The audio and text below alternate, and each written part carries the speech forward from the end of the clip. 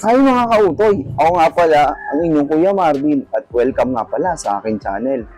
At una sa lahat, pasensya na at naging busy tayo sa mga nakaraang araw at di tayo nakagawa ng ating videos and vlogs. So, ang pag-uusapan natin ngayon ay itong aking nasa likuran. Hindi itong welding itong loft bed na ginagawa ko. So, mga kautoy, DIY ko lang to. So, disclaimer lang po sa mga expert natin dyan. Hindi po tayo professional sa paggawa ng talaga ng loft bed.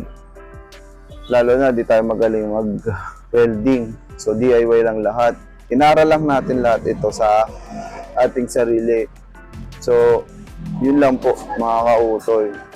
So ngayon kasi gagawin natin to, itutuloy natin gawa nung kulang pa tayo ng support beam dito. Support na bakal para sa ating plywood. Dahil ang ginamit lang natin na plywood ay manipis lang para sa ibabaw nito sa deck, pagpapatungan ng ating kutsyon. So, ngayon itutuloy natin ang pag-welding nito and then lalagyan na rin natin ng frame para hindi tayo mahulog. Mahirap na, baka managinip tayo, di ba? Bigla tayong itulak. Yun lamang. So, yun. Tara, samahan nyo ako sa paggawa nito mga kautoy. Okay? Okay!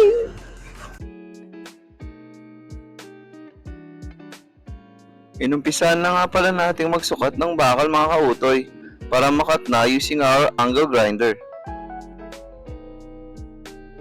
Ang ginamit ko nga pala ng mga bakal dito mga kautoy ay 2x2 para sa main frame, 1x2 naman para sa horizontal support sa gitna, at yung ikakabit naman natin ngayon na bakal ay 1x1. Sinusukatan ko nga pala ulit yung mga bakal kasi yung mga sukat nila ay nagkakatalo sa 1 hanggang 2 mm. Alam nyo naman si kautoy, DIY lang at hindi pa talaga legendary sa gantong larangan. Ang bakal kasi kahit napakaliit na sukat ay mahirapan na tayong pagdugtungin.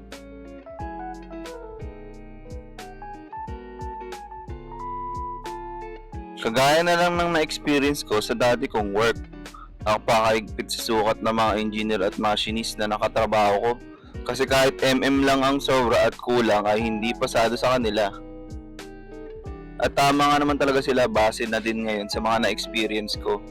Shout out nga pala din sa inyo, dami ko na natutunan.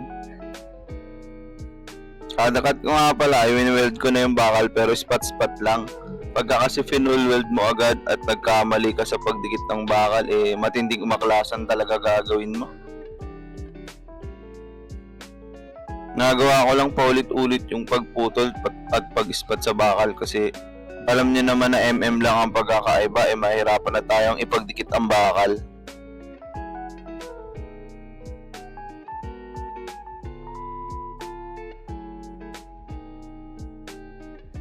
Dito nga ay wini-weld na natin yung panghuling bakal.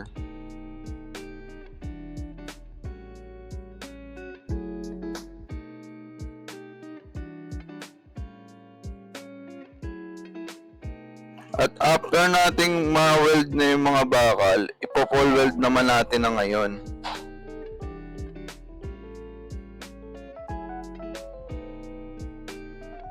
Pagkatapos nating i-full weld yung mga bakal, ay gagrinderin naman natin para mawala yung mga excess na weld o yung mga bakal na hindi kailangan.